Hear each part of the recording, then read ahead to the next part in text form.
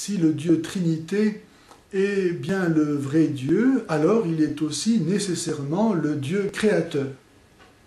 De même que le potier laisse les empreintes de ses doigts dans l'argile du pot qu'il façonne, nous serait-il possible de trouver des empreintes du Dieu Trinité dans la création qui nous confirmeraient que le Dieu Trinité et le Dieu créateur sont bien le seul et même Dieu?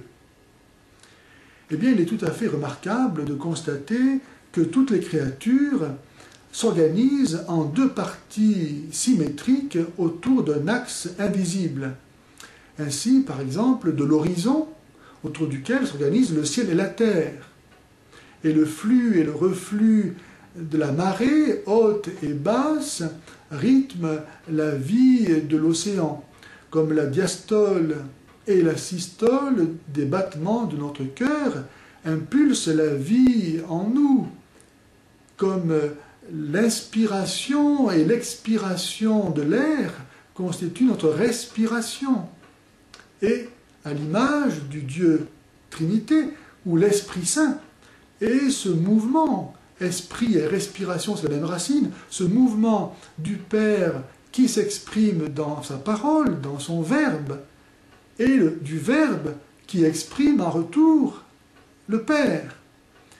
Notre corps est constitué de deux parties symétriques qui s'organisent autour d'un axe invisible.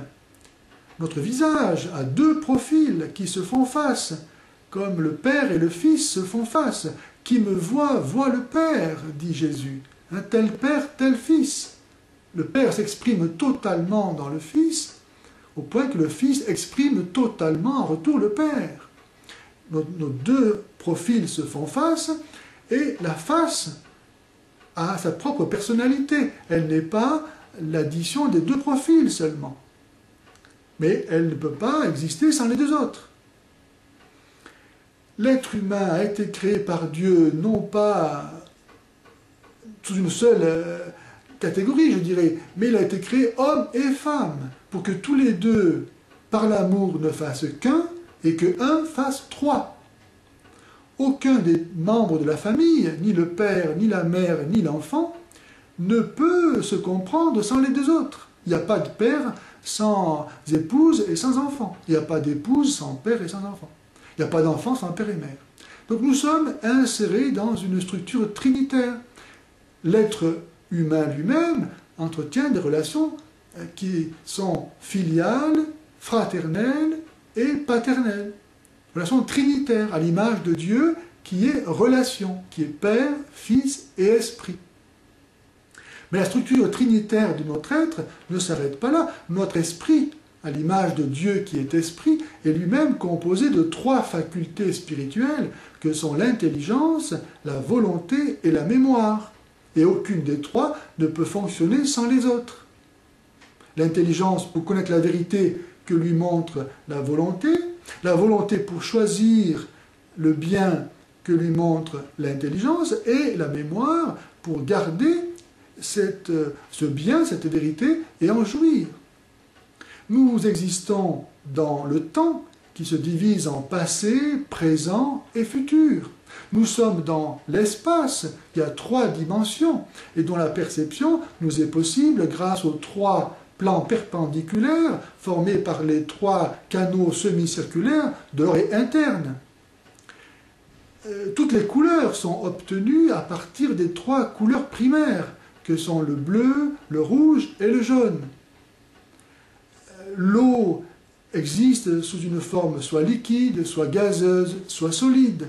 Le feu éclaire, réchauffe et consume. Nous pourrions trouver beaucoup d'autres exemples de la structure trinitaire de la création. Mais, pour prendre un exemple encore, le nom divin en hébreu exprime cette structure trinitaire du vrai Dieu.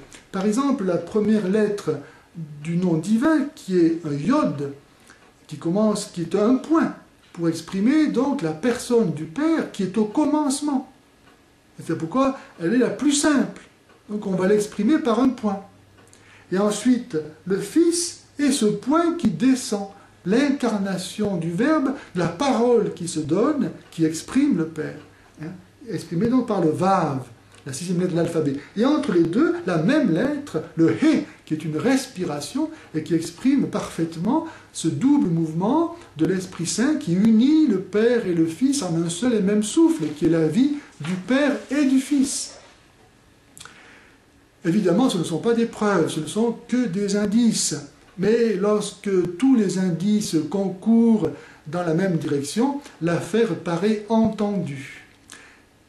Déjà, dans l'Ancien Testament, cela a été perçu, par exemple, dans le livre de l'Ecclésiastique, au chapitre 33, au verset 15, il est écrit « Contemple donc toutes les œuvres du Très-Haut, toutes vont par pair en vis-à-vis. » Même livre, chapitre 42, versets 24 et 25, « Toutes les choses vont deux par deux en vis-à-vis, et Dieu n'a rien fait de déficient, une chose souligne l'excellence de l'autre, qui pourrait se lasser de contempler sa gloire. » L'Extrême-Orient avait perçu cela en divisant les créatures en yin ou yang, mais elle n'a pas perçu la troisième dimension de cette structure de la création. Comme je le disais, ce ne sont que des indices, mais lorsque tous les indices concourent dans la même direction, l'affaire paraît entendue.